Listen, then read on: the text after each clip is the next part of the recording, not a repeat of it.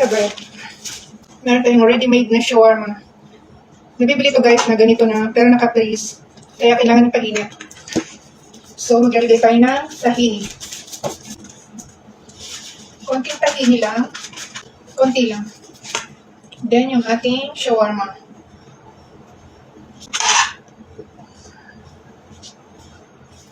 Lalagyan din natin siya ng onion,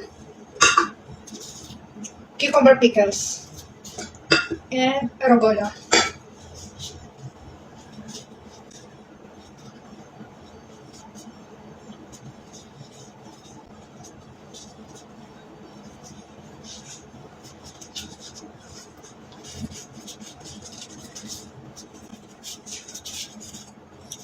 Ito na siya guys, and lalagyan natin ng bag.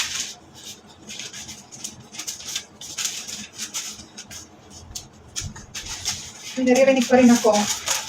Pumuputok. Ayan. Dinig ko pa rin guys. Dinig nyo yun? Shawarma.